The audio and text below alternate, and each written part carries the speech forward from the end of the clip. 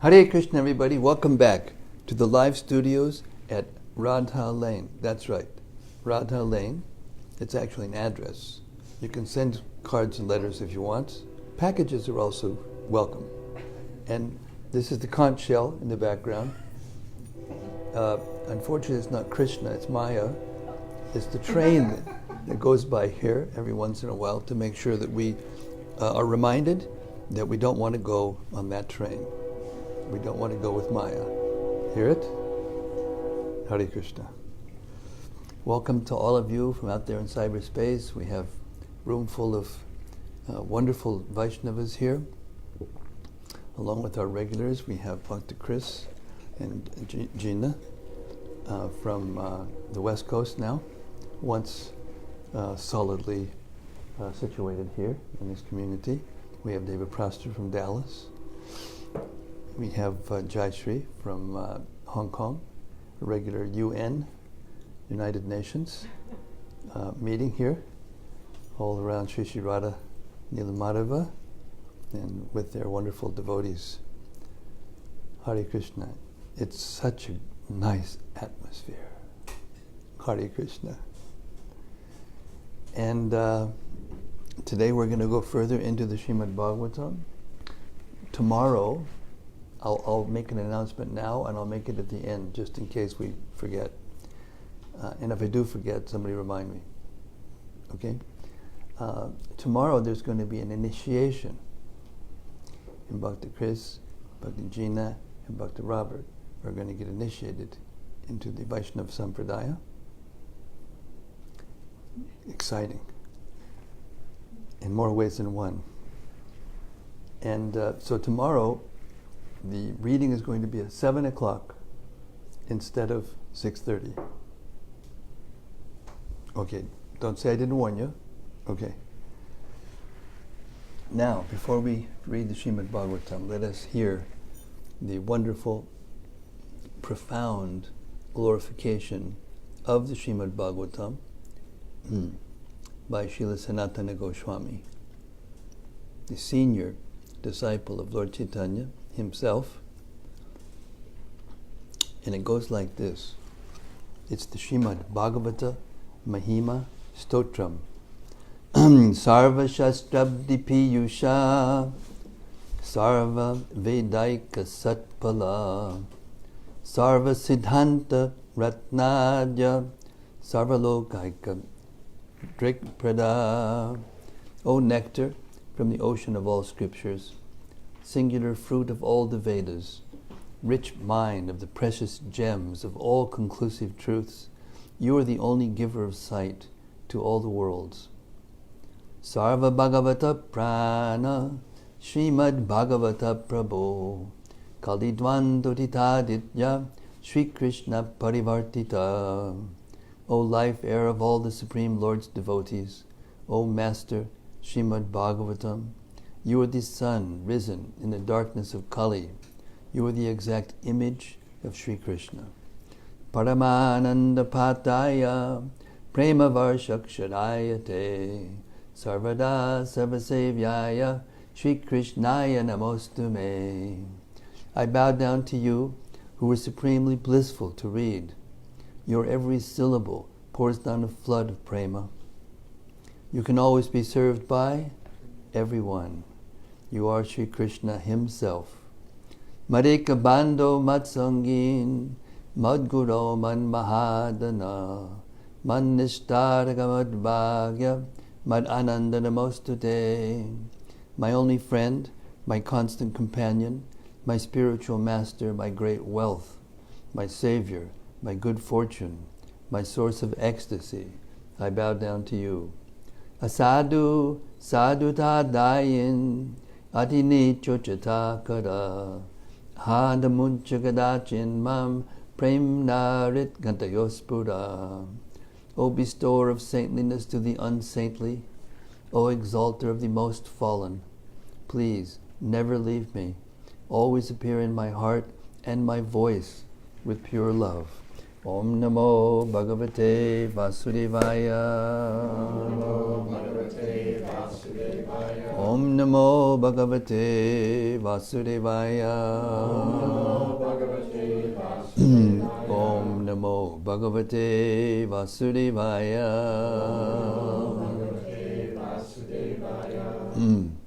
So now Arjuna is continuing to glorify Sri Krishna by explaining how it is that he was the source of his empowerment, and by his mercy only could he do so many wonderful things.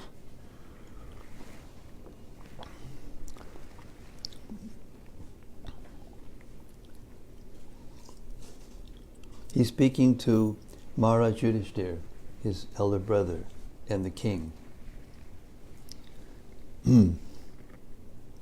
Text 18. O king, his jokings, does that mean it's not going on? Does that mean it's not going on? The yoga will be from 7 to 7:30. So the reading has to be maybe 7:45 or 4:45, 5:45. No, the yajna is going to be at 7. I'm sorry. The yajna is going to be at 6. Yeah. The lecture is going to be at 5. Yajna is going to be at 6. That's the announcement, the official announcement. She must be watching. She just gave Who? Guru Bhakti. Well, that's nice of her to tell me. Guru Bhakti, you're telling me too late. You should have been told me before, because I made the announcement to everybody. And I don't think it's right anyway. So, anyway. O King, of which I am not. I'm definitely not in control here. Lucky for me. O King, his jokings and frank words, frank talks, were pleasing and beautifully decorated with smiles. His addresses unto me as O son of Pritha, O friend, O son of the Kuru dynasty, and all such hardiness are now remembered by me, and thus I am overwhelmed. 19. Generally, both of us used to live together and sleep, sit, and loiter together. And at the time of advertising oneself for acts of chivalry, sometimes, if there were any irregularity, I used to reproach him by saying, "My friend, you are very truthful."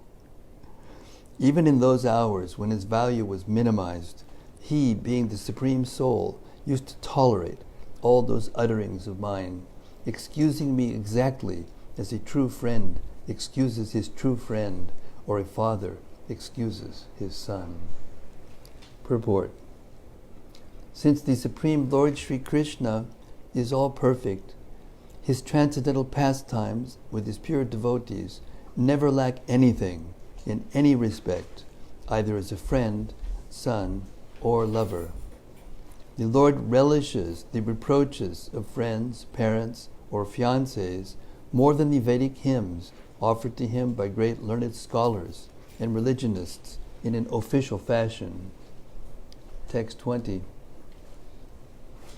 O Emperor, now I am separated from my friend and dearmost well-wisher, the Supreme Personality of Godhead, and therefore my heart appears to be void of everything. In his absence, I have been defeated by a number of infidel, cowherd men while I was guarding the bodies of all the wives of Krishna. Purport. The important point in this verse is how it was possible that Arjuna could be defeated by a gang of ignoble, cowherd men, and how such mundane cowherd men could touch the bodies of the wives of Lord Krishna, who were under the protection of Arjuna. Srila Vishwanatha Chakravarti Thakura has justified the contradiction by research in the Vishnu Purana and Brahma Purana. In these Puranas it is said that once the fair denizens of heaven pleased Ashtavakra Muni by their service and were blessed by the Muni to have the Supreme Lord as their husband. Ashtavakra Muni was curved in 8 joints of his body, and thus he used to move in a peculiar curved manner. The daughters of the demigods could not check their laughter upon seeing the movements of the Muni, and the Muni, being angry at them, cursed them that they would be kidnapped by rogues, even if they would get the Lord as their husband. Later on, the girls again satisfied the Muni by their prayers, and the Muni blessed them that they would regain their husband even after being robbed by the rogues. So, in order to keep the words of the great Muni, the Lord himself kidnapped his wives from the protection of Arjuna. Otherwise, they would at once have vanished from the scene as soon as they were touched by the rogues. Besides that, some of the gopis who prayed to become wives of the Lord returned to their respective positions after their desire was fulfilled. After the departure of Lord Krishna, he wanted all his entourage back to Godhead, and they were called back under different conditions only. Text 21. I have the same Gandiva bow, the same arrows, the same chariot drawn by the same horses, and I use them as the same Arjuna, to whom all the kings offered their due respects. But in the absence of Lord Krishna, all of them, at a moment's notice, have become null and void. It is exactly like offering clarified butter on ashes, accumulating money with a magic wand, or sowing seeds on barren land. Purport. As we have discussed more than once, one should not be puffed up by borrowed plumes.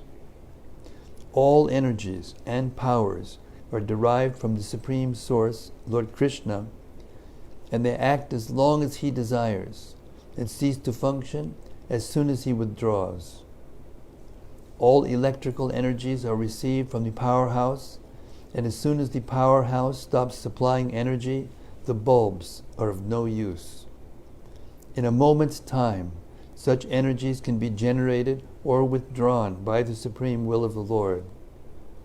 Material civilization, without the blessing of the Lord, is child's play only. As long as the parents allow the child to play, it is all right. As soon as the parents withdraw, the child has to stop.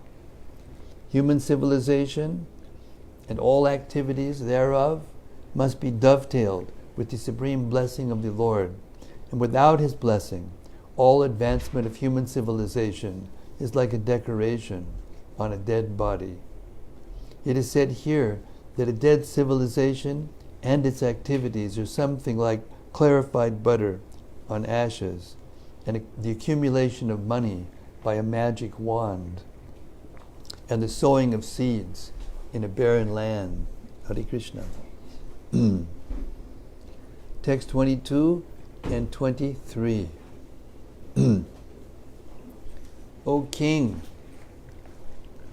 since you have asked me about our friends and relatives in the city of Dwarka, I will inform you that all of them were cursed by the Brahmanas, and as a result, they all became intoxicated with wine made of putrefied rice, and fought among themselves with sticks, not even recognizing one another. Now all but 4 or 5 of them are dead and gone.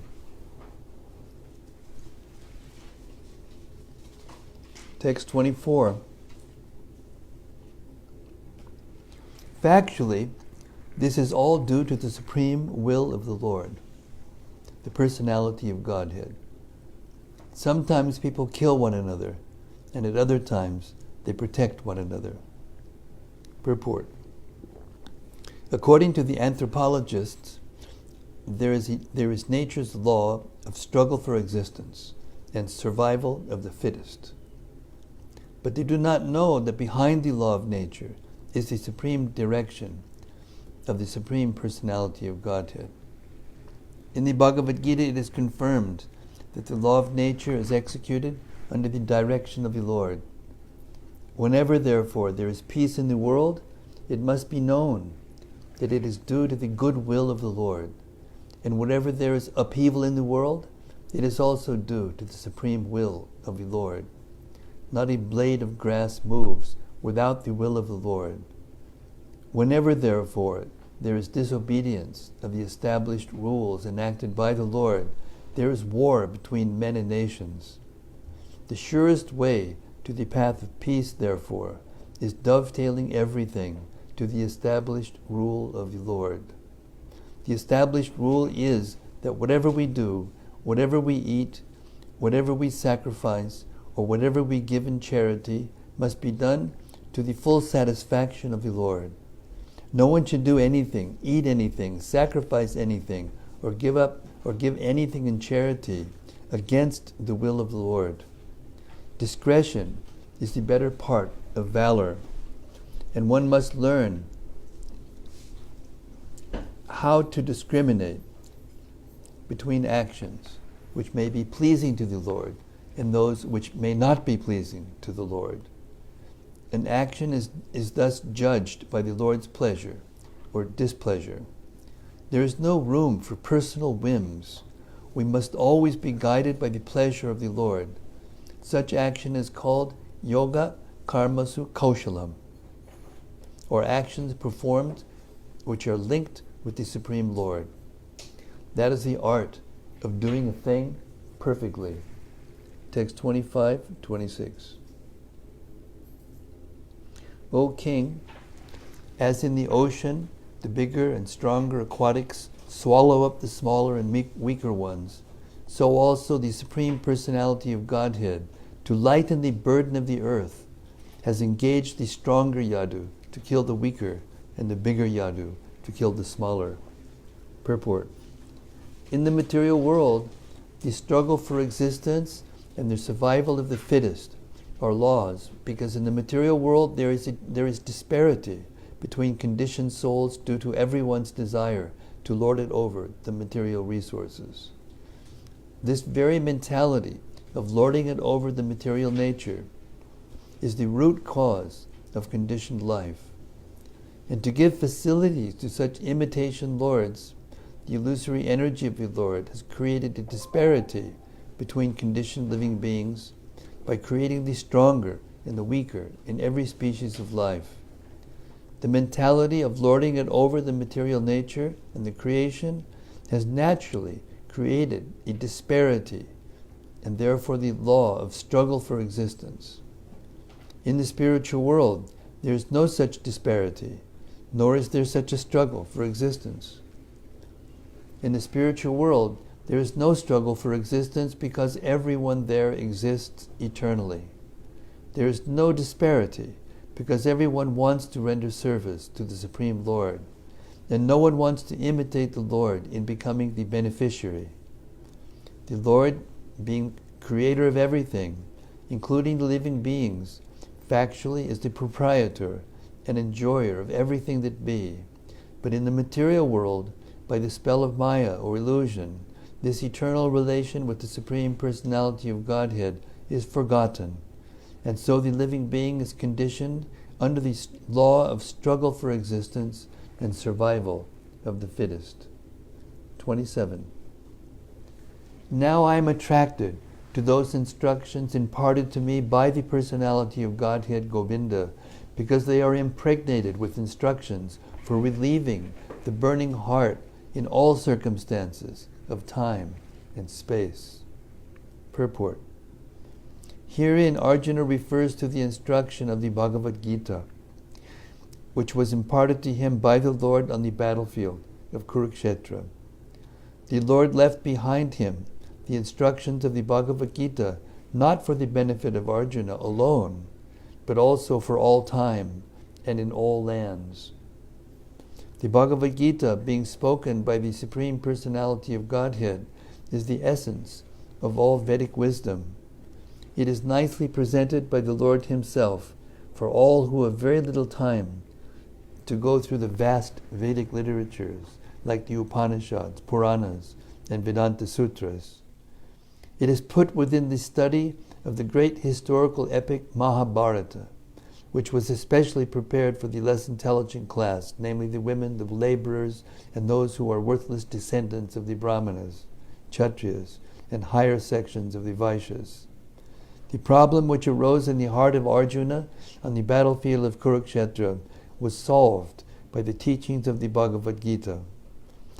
After the departure of the Lord from the vision of the earthly people, when Arjuna was face to face with being vanquished in his acquired power and prominence, he wanted again to remember the great teachings of the Bhagavad Gita, just to teach all concerned that the Bhagavad Gita can be consulted in all critical times, not only for its solace from all kinds of mental agonies, but also for the way out of great entanglements which may embarrass one in some critical hour. The merciful Lord left behind him the great teachings of the Bhagavad Gita so that one can take the instructions of the Lord even when he is not visible to material eyesight. Material senses cannot have any estimation of the Supreme Lord, but by his inconceivable power, the Lord can incarnate himself to the sense perception of the conditioned souls in a suitable manner through the agency of matter, which is also another form of the Lord's manifested energy. Thus, the Bhagavad Gita, or any authentic scriptural sound representation of the Lord, is also the incarnation of the Lord. There is no difference between the sound representation of the Lord and the Lord himself. One can derive the same benefit from the Bhagavad Gita as Arjuna did in the personal presence of the Lord. The faithful human being who is desirous of being liberated from the clutches of material existence can very easily take advantage of the Bhagavad Gita, and with this in view, the Lord instructed Arjuna as if Arjuna were in need of it. In the Bhagavad Gita, 5 important factors of knowledge have been delineated, pertaining to 1, the Supreme Lord, 2, the living being, 3, nature, 4, time and space, and 5, the process of activity. Out of these, the Supreme Lord and the living being are qualitatively one. The difference between the two has been analyzed as the difference between the whole and the part and parcel. Nature is inert matter, displaying the interaction of 3 different modes, and eternal time and unlimited space are considered to be beyond the existence of the material nature. Activities of a living being are different varieties of aptitudes, which can entrap or liberate the living being within and without material nature. All these subject matters are concisely discussed in the Bhagavad Gita, and later the subject matters are elaborated in the Srimad-Bhagavatam for further enlightenment. Out of the 5 subjects, the Supreme Lord, the living entity, nature and time and space are eternal, but the living entity, nature and time are under the direction of the Supreme Lord, who is absolute and completely independent of any other control. The Supreme Lord is the supreme controller. The material activity of a living being is beginningless, but it can be rectified by transferal into the spiritual quality. Thus it can cease its material qualitative reactions. Both the Lord and the living entity are cognizant, and both have the sense of identification of being conscious as a living force. But the living being under the condition of material nature, called Mahat Tattva, misidentifies himself as being different from the Lord. The whole scheme of Vedic wisdom is targeted to the aim of eradicating such a misconception, and thus liberating the living being from the illusion of material identification. When such an illusion is eradicated by knowledge and renunciation, the living beings are responsible actors and enjoyers also. The sense of enjoyment in the Lord is real, but such a sense in the living being is a sort of wishful desire only. This difference in consciousness is the distinction of the 2 identities, namely the Lord and the living being. Otherwise, there is no difference between the Lord and the living being. The living being is therefore eternally one and different simultaneously. The whole instruction of the Bhagavad Gita stands on this principle. In the Bhagavad Gita, the Lord and the living beings are both described as Sanatana, or eternal, and the Lord's abode, far beyond the material sky, is also described as Sanatana.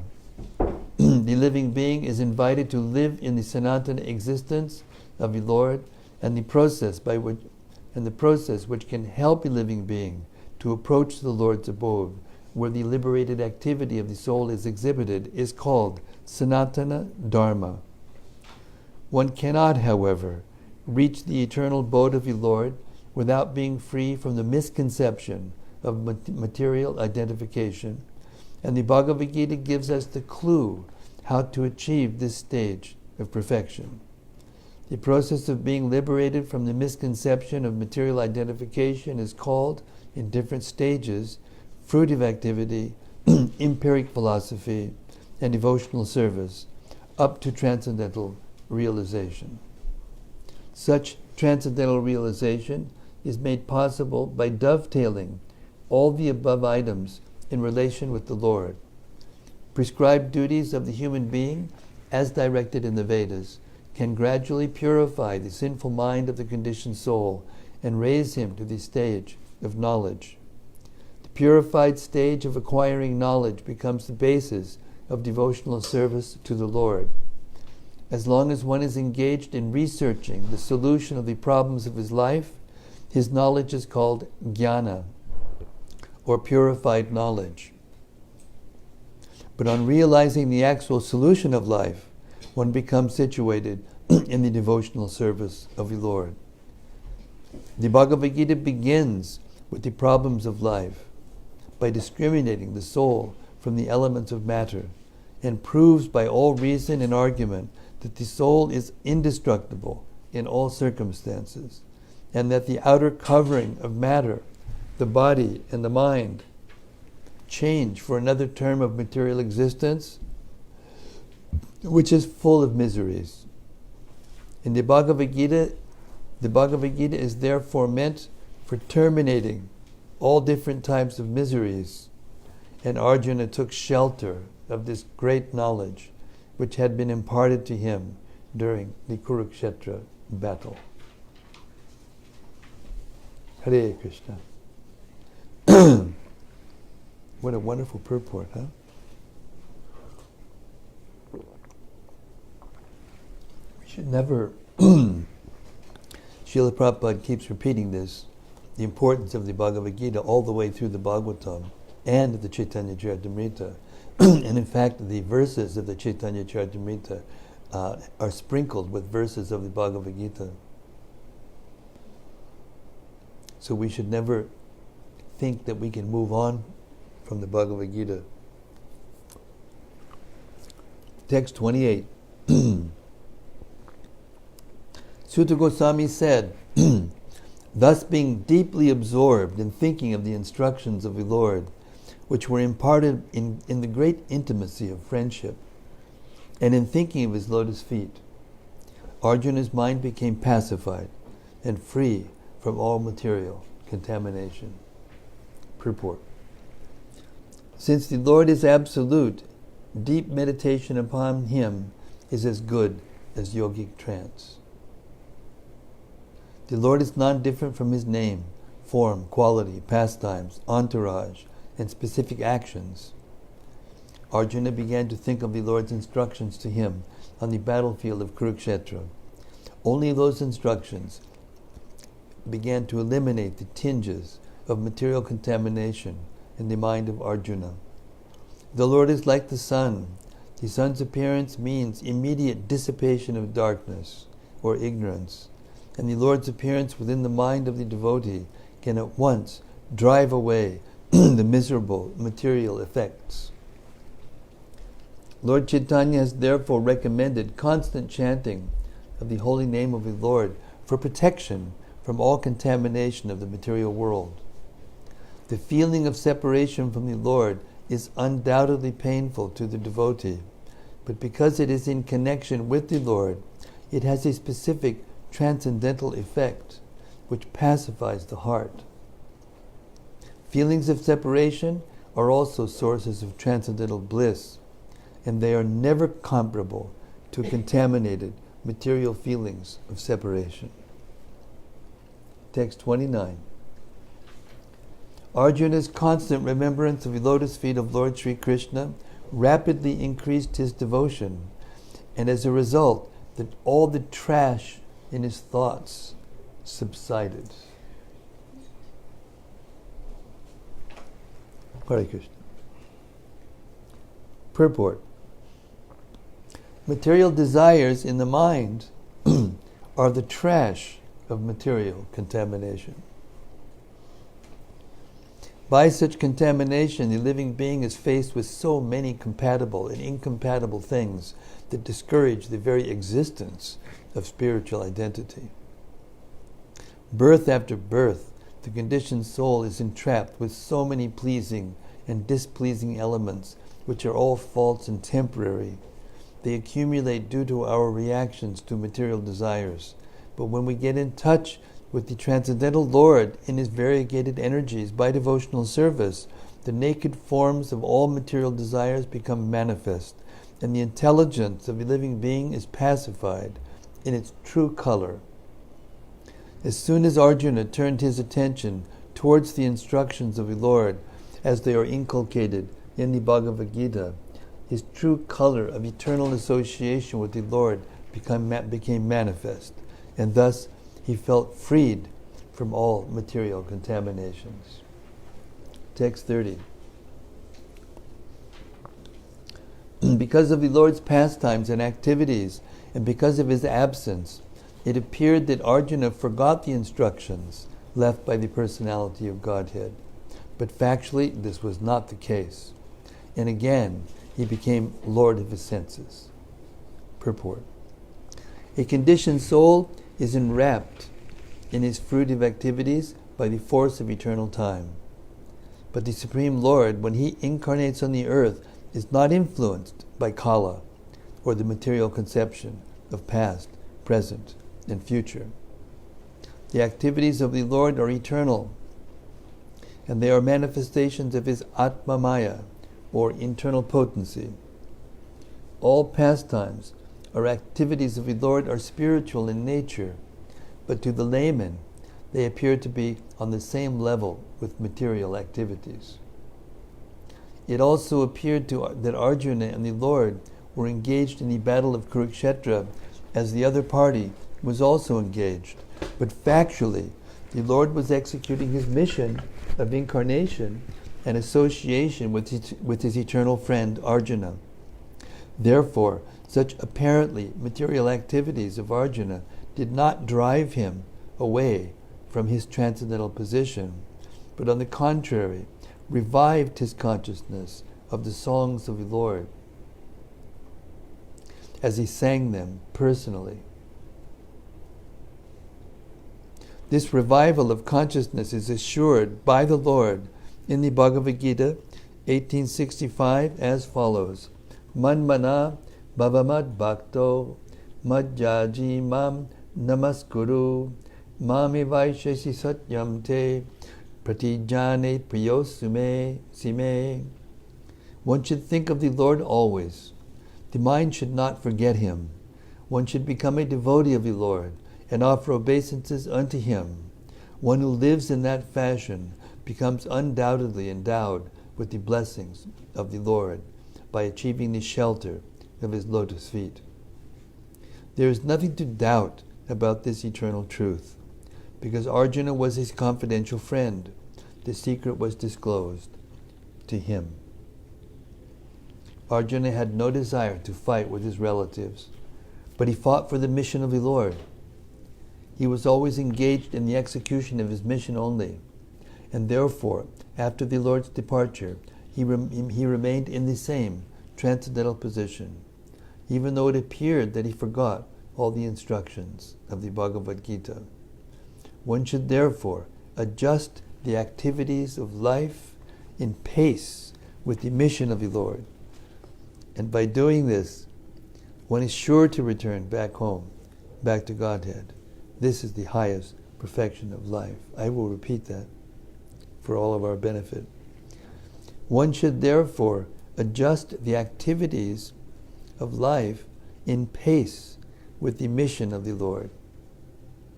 And by doing this, one is sure to return home, back to Godhead. This is the highest perfection of life. Text 31. Because of his possessing spiritual assets, the doubts of duality were completely cut off. Thus he was freed from the three modes of material nature and placed in transcendence. There was no longer any chance of his becoming entangled in birth and death, for he was freed from material form. Purport. Doubts of duality begin from the misconception of the material body, which is accepted by the self by less intelligent persons. The most foolish part of our existence, of our ignorance, is our identifying this material body with the self. Everything in relation with the body is ignorantly accepted as our own. Doubts due to misconceptions of myself and mine, in other words, my body, my relatives, my property, my wife, my children, my wealth, my country, my community, and hundreds and thousands of similar illusory contemplations cause bewilderment for the conditioned soul. By assimilating the instructions of the Bhagavad Gita, one is sure to be released from such bewilderment, because real knowledge is knowledge that the Supreme Personality of Godhead, Vasudeva, Lord Krishna, is everything, including oneself. Everything is a manifestation of his potency, as part and parcel. The potency and the potent are non-different, so the conception of duality is at once mitigated by attainment of perfect knowledge. As soon as Arjuna took up the instructions of the Bhagavad Gita, expert as he was, he could at once eradicate the material conceptions of Lord Krishna, his eternal friend. He could realize that the Lord was still present before him by his instruction, by his form, by his pastimes, by his qualities, and everything else related to him. He could realize that Lord Krishna, his friend, was still present before him by his transcendental presence in different non-dual energies, and there was no question of attainment of the association of the Lord by another change of body under the influence of time and space. By attainment of absolute knowledge, one can be in association with the Lord constantly, even in this present life, simply by hearing, chanting, thinking of, and worshiping the Supreme Lord. One can see him, one can feel his presence, even in this present life, simply by understanding the Advaya Gyan Lord, or the Absolute Lord, through the process of devotional service, which begins with hearing about him. Lord Chaitanya says that simply by chanting the holy name of the Lord, one can at once wash off the dust of the mirror of pure consciousness, and as soon as the dust is removed, one is at once freed from all material conditions. To become freed from material conditions means to liberate the soul. As soon as one is, therefore, situated in absolute knowledge, his material conception of life is removed, or he emerges from the false conception of life. Thus the function of the pure soul is revived in spiritual realization. This practical realization of the living being is made possible due to his becoming free from the reaction of the three modes of material nature, namely goodness, passion, and ignorance. By the grace of the Lord, a pure devotee is at once raised to the place of the Absolute, and there is no chance of the devotees becoming materially entangled again in conditioned life. One is not able to feel the presence of the Lord in all circumstances until one is endowed with the required transcendental vision made possible by devotional service prescribed in the revealed scriptures. Arjuna had attained this stage long before the battlefield of Kurukshetra, and when he apparently felt the absence of the Lord, he at once took shelter of the instructions of the Bhagavad Gita, and thus again he was placed in his original position. This is the position of Vishoka, or the stage of being freed from all grief and anxieties. Text 32. Upon hearing of Lord Krishna's returning to his abode, and upon understanding the end of the Yadu dynasty's earthly manifestation, Maharaj Yudhishthir decided to go back home, back to Godhead. Purport. Maharaj Yudhishthir also turned his attention to the instructions of the Bhagavad Gita after hearing about the Lord's departure from the vision of earthly people. He began to deliberate on the Lord's way of appearance and departure. The mission of the Lord's appearance and disappearance in the mortal universe is completely dependent on His supreme will. He is not forced to appear or disappear by any superior energy, as the living beings appear and disappear, being forced by the laws of nature. Whenever the Lord likes, He can appear Himself from anywhere and everywhere, without disturbing His appearance and disappearance in any other place. He is like the sun. The sun appears and disappears on its own accord at any place, without disturbing its presence in other places. The sun appears in the morning in India without disappearing from the Western Hemisphere. The sun is present everywhere and anywhere all over the solar system, but it so appears that in a particular place the sun appears in the morning and also disappears at some fixed time in the evening. The time limitation even of the sun is of no concern, and so what to speak of the Supreme Lord, who is the creator and controller of the sun. Therefore, in the Bhagavad Gita, it is stated that anyone who factually understands the transcendental appearance and disappearance of the Lord by His inconceivable energy becomes liberated from the laws of birth and death and is placed in the eternal spiritual sky where the Vaikuntha planets are. There are liberated persons. Such liberated persons can eternally live without the pangs of birth, death, old age, and disease. In the spiritual sky, the Lord and those who are eternally engaged in the transcendental loving service of the Lord are all eternally young, because there is no old age and disease, and there is no death. Because there is no death, there is no birth. It is concluded, therefore, that simply by understanding the Lord's appearance and disappearance in truth, one can understand the perfectional stage of eternal life. Therefore, Maharaj Yudhishthir also began to consider going back to Godhead. The Lord appears on the earth or any other mortal planet, along with His associates who live with Him eternally, and the members of the Yadu family who were engaged in supplementing the pastimes of the Lord are no other than His eternal associates. And so also Maharaj Yudhishthir and his brothers and mother, and so on.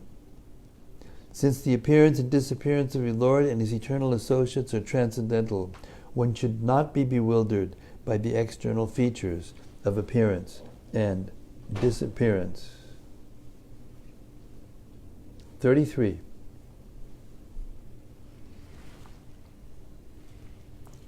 Kunti.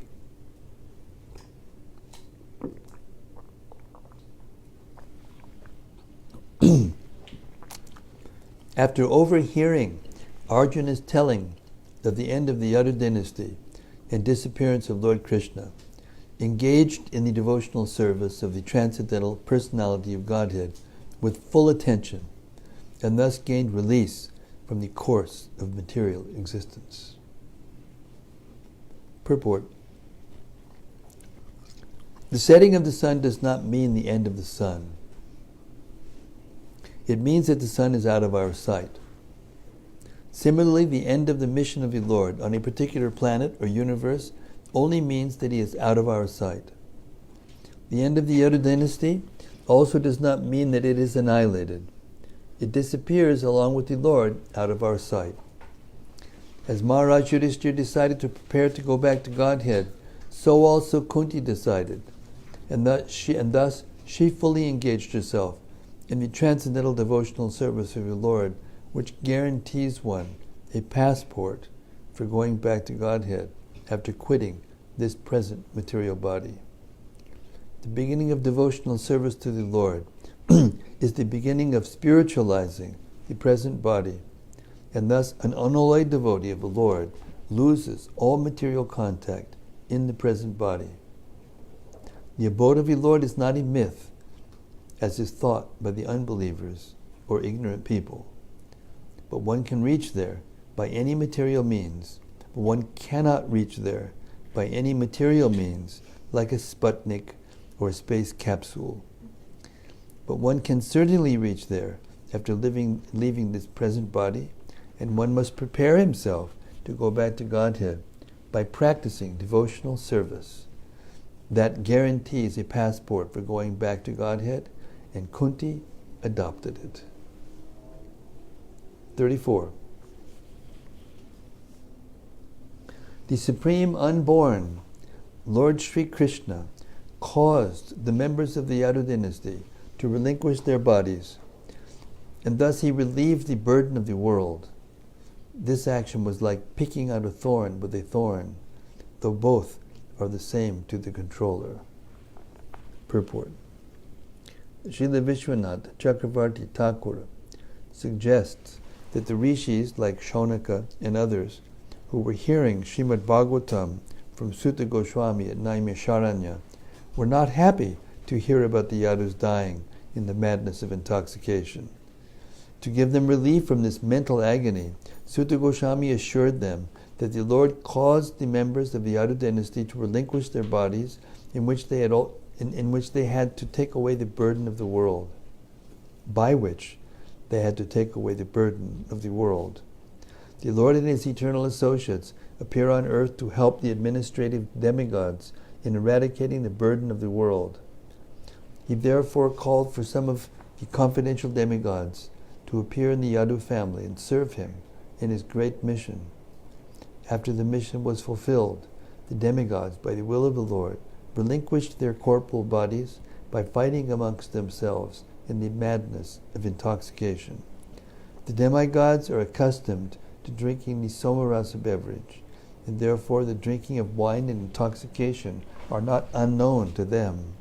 Sometimes they were put into trouble for indulging in intoxication. Once the sons of Kuvera fell in the wrath of Narada for being intoxicated, but afterwards they regained their original forms by the grace of the Lord Sri Krishna. We shall find this story in the 10th canto. For the Supreme Lord, both the Asuras and the demigods are equal, but the demigods are obedient to the Lord, whereas the Asuras are not. Therefore, the example of picking out a thorn by another thorn is quite befitting. One thorn, which causes pinpricks on the leg of the Lord, is certainly disturbing to the Lord, and the other thorn, which takes out the disturbing elements, certainly gives service to the Lord. So although every living being is a part and parcel of the Lord, still one who is a pinprick to the Lord is called an asura, and one who is a voluntary servitor of the Lord is called a devata, or demigod. In the material world, the devatas and asuras are always contending, and the devatas are always saved from the hands of the asuras by the Lord. Both of them are under the control of the Lord. The world is full of two kinds of living beings, and the Lord's mission is always to protect the devatas and destroy the asuras whenever there is such a need in the world, and to do good to both of them. Text 35.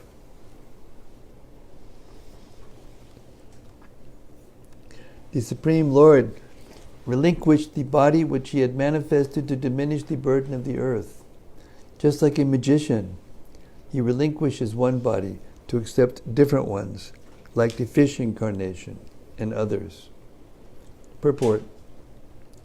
The Supreme Personality of Godhead is neither impersonal nor formless, but his body is non-different from him, and therefore he is known as the embodiment of eternity, knowledge, and bliss.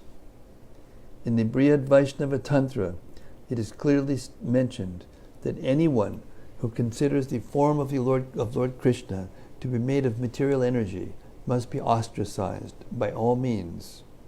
And if by chance the face of such an infidel is seen, one must clean himself by jumping in the river with his clothing.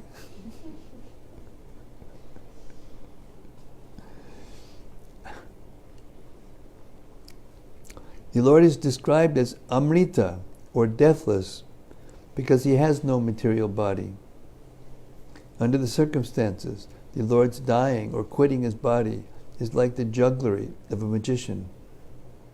The magician shows by his tricks that he is cut to pieces, burnt to ashes, or made unconscious by hypnotic influences. But all are false shows only. Factually, the magician himself is neither burnt to ashes nor cut to pieces, nor is he dead or unconscious at any stage of his magical demonstration.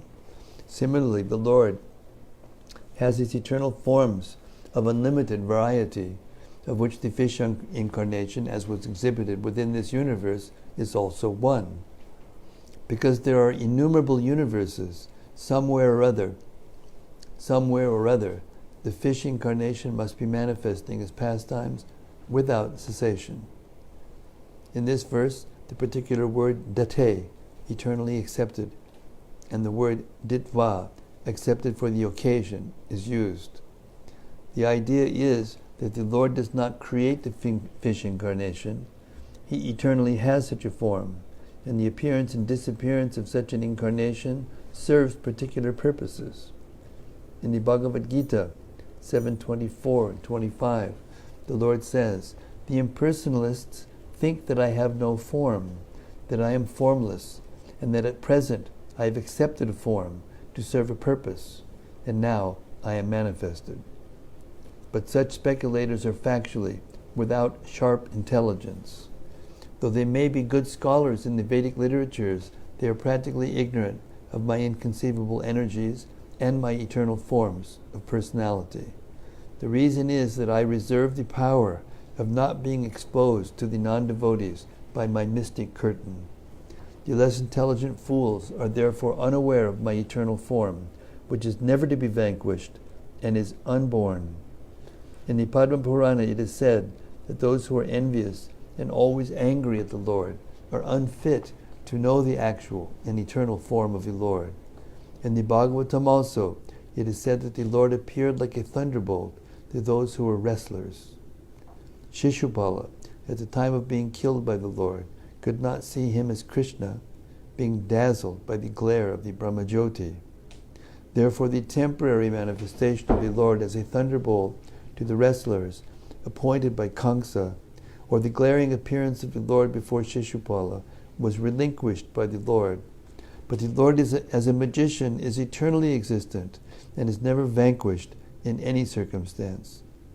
Such forms are temporarily shown to the asuras only, and when such exhibitions are withdrawn, the asuras think that the Lord is no more existent. Just as the foolish audience thinks the magician to be burnt to ashes or cut to pieces. The conclusion is that the Lord has no material body, and therefore he is never to be killed or changed by his transcendental body. So we'll end our readings tonight at 36. Hare Krishna. So comes our favorite time of reflection. It's good to reflect on what we've heard. Helps us remember. Yes, Devaprastha. Prabhupada was describing Arjuna's plight Krishna, and how he then found him again by remembering the instructions of Bhagavad Gita. I think similarly also, as we're reading Prabhupada's purports here, it's like we also get to be with Srila Prabhupada. Very nice reflection. Exactly. And the truth is that if we hear submissively, and what is it that Krishnadas Kaviraj Goswami says at the end of Chaitanya Charitamrita? He says, if one can hear the pastimes of Lord Chaitanya with faith and love and without argument, one can achieve on the spot, immediately, the association of Lord Chaitanya.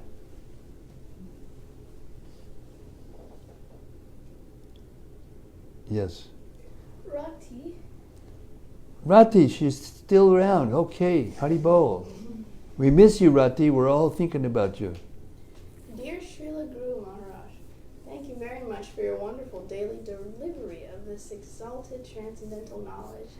As I hear from you, I feel my good fortune as well as my debt to you and the acharyas increasing line by line. This causes a stir inside my heart, like a churning, which is hard to describe. I am grateful, and at the same time I feel anxious because so many people do not have access to this knowledge. What is the best attitude or a way to deal with this mix of emotions? We used to have a saying when we were younger. Keep on trucking. Yeah, it means that we don't give up our devotional service. In many places in these purports, Prabhupada was describing how we need to connect with the mission of the Lord. So the mission of the Lord is to relieve the distress of others.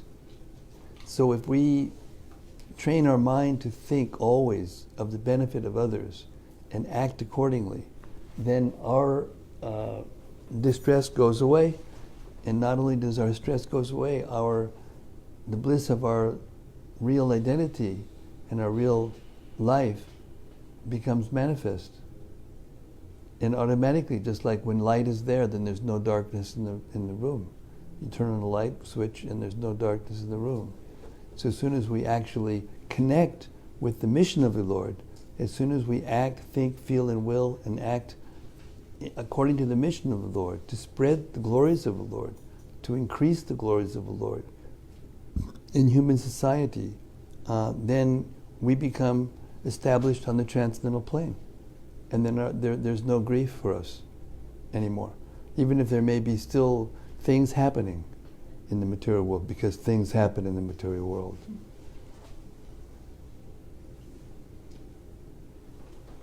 Yes, Hannah? In this purport it says, this is my reflection, not a question. The activities of the Lord are eternal, and they are manifestations of His Atma-maya, or internal potency. All pastimes or activities of the Lord are spiritual in nature. This made me think, if his spiritual pastimes are internal, and this material world is external, I finally got Prabhupada's point of making use of a bad bargain, making the best out of a bad bargain. Because if you're in the spiritual world, you're experiencing his internal potency, and if you say, "Oh, I want to go out on my own and experience something different," you're experiencing his external potency. So it's really non-different, but at the same time different. So it's just making use of a bad bargain because it's still the Lord. Yes, but the material world has a purpose, and one of those purposes is to cause the living entity to forget the Lord, so that the Lord can fulfill that desire. So as long as we have the desire to be separate from the Lord, as long as we have the desire to enjoy and try to control the energy of the Lord, even though it's non-different from Him, first of all, that's impossible, because you can't control the Lord. So what happens when you try to do something that's impossible? You create a complicated situation, and you receive the blessings of that complicated situation in the terms of all kinds of anxiety and suffering. So even though it may be true that it's not different because the Lord's energy is the Lord and we are always with the Lord, still, it has the potency, therefore, to be like that, but it also has the potency to be the opposite, Maya, to cause us to forget and engage us in what we think is illusion and what we think is suffering. So yes, the soul is not actually suffering, but as long as the soul is under the influence of Maya, the soul thinks it's suffering, and therefore, in effect, it is suffering. So there is a difference. So, why are there demoniac people? Because people want to be demoniac. Some souls want to be demoniac. Why do people smoke cigarettes even though they put it clearly on the package that it's going to kill them? Because they think it'll make them happy. Yeah, they want to.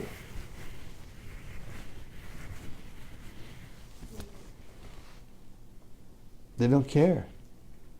Once Prabhupada was giving a lecture in one university classroom, and he was talking about, the disadvantageous things about becoming a dog. And one of the students raises his hand and says, well, I don't mind becoming a dog because when I become a dog, I forget everything in my past anyway.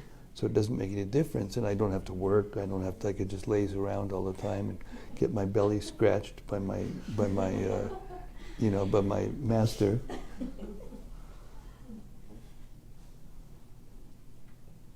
That's ignorance. That's ignorance. And we're like that because we want to be. And if we want to change that, then we have to just change our desire. And we change our desire by being in company of those who have changed that desire to spiritual desire. So therefore, even though in the Brihad Bhagavatamrita it describes that even though the devotee who is fully engaged in devotional service, it's not different from being in the spiritual sky. So he's already liberated, so he doesn't pray anymore to be liberated, because he's already liberated. He's already happy.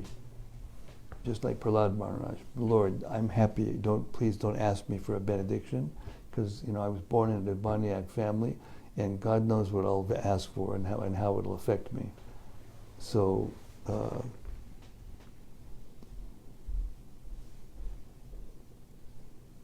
but still, the devotees of the Lord, the pure devotees of the Lord, they give special memory and special, glorification to the spiritual world. Because in the spiritual world there are nothing but devotees of the Lord. And therefore they can always associate with pure devotees of the Lord. Here, a pure devotee of the Lord is very, very rare. That's what's causing our suffering, our forgetfulness of the Lord, and the lack of association of pure devotees of the Lord. And as soon as we're in the association of pure devotees of the Lord, doing pure devotional service, like we are, by the way, just right now, in case you didn't notice, then we become completely happy and satisfied. But still, we appreciate and we recognize and we glorify the spiritual world, because there, all we do, all there are to associate with is all perfectly pure devotees of the Lord. And therefore the ecstasy is greater.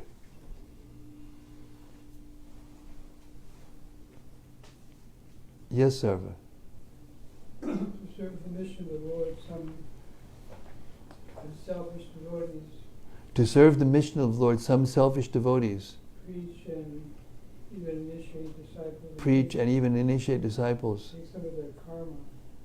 and take some of their karma. Can you comment on that phenomenon?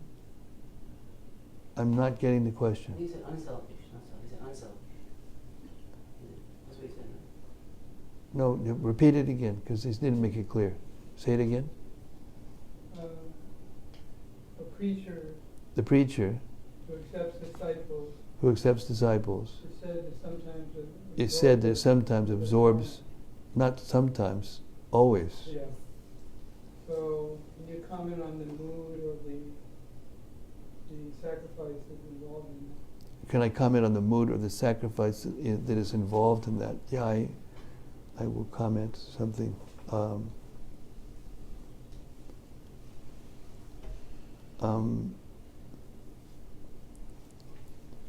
Vasudev Datta is the epitome of the devotee who thinks like that. And he cannot tolerate the suffering of others. And therefore he's willing to give his life in order to relieve the sufferings of others. And Vasudeva Datta once approached Lord Chaitanya and said, "My dear Lord, I'm so happy being in your devotional service, but I see the conditioned soul is suffering so much, so I only have one request. You please deliver them all. I can't stand it. And if you think that that wouldn't be fair because all of the reactions have to be accounted for, then you leave me here in the material world and let everyone else go back, and I will take on the sufferings of all the other living beings in the universe so that they can go back home, back to Godhead." So as soon as he said that, Lord Chaitanya started to cry. And he said, "Vasudeva Datta," he said, "your desire is so pure that just by you saying it, just by your desiring it, it has happened already. So you don't have to stay here and suffer the reactions of all. Just by you desiring it, they will be liberated." So that's the inconceivable desire of the devotees. And that's caused by bhakti. Bhakti is an eternal person, and she is the independent cause of devotional service, the independent cause of love of Godhead. So the devotee has, by associating with bhakti, by unalloyed selfless service, then eventually in the perfectional stage, then the devotee becomes the only desire that a devotee has is to help others become devotees, because there's nothing else that can satisfy and make another person happy. And then if you come to that stage of consciousness, then everything you do, you will find a way to connect what you do with the mission of the Lord, which means to deliver others, to deliver this knowledge and this bliss to others. A very advanced stage, a very elevated stage, rarely attained, but that's the fact.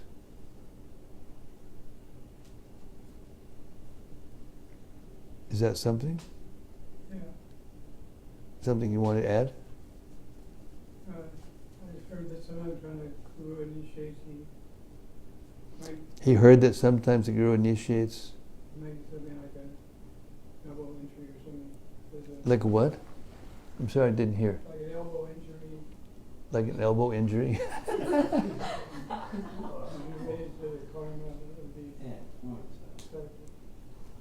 Yes.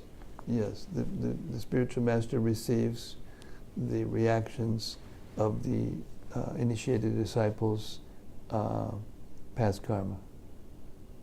But it depends on the strength of the fire of the spiritual master's devotional service, and it also depends on the devotee's, disciple's desire to keep the spiritual master free from that. So the dynamic is that the disciple will try very hard not to do anything that causes, discomfort to the spiritual master, and the spiritual master desires to relieve the disciple from any discomfort. So that's the transcendental competition that goes on in the spiritual world, and no one is ever a loser, and no one is ever a winner. Yes? When we accept a spiritual master, are we eternally in the spiritual world, do we have the connection as well or no? Yes. What is that? Don't you want to find out? One time Prabhupada was asked the question, why is Krishna blue? And Prabhupada immediately answered, why don't you ask him? So there's certain things that you won't fully understand until you go back to the spiritual world. It's not possible that you can understand everything. It's not possible for anyone to understand everything about Krishna. So therefore that's not the mentality of the devotee, to find out every little detail, about Krishna. He's unlimited and we're limited. We just want to place ourselves at the feet of the spiritual master and Krishna, and find out.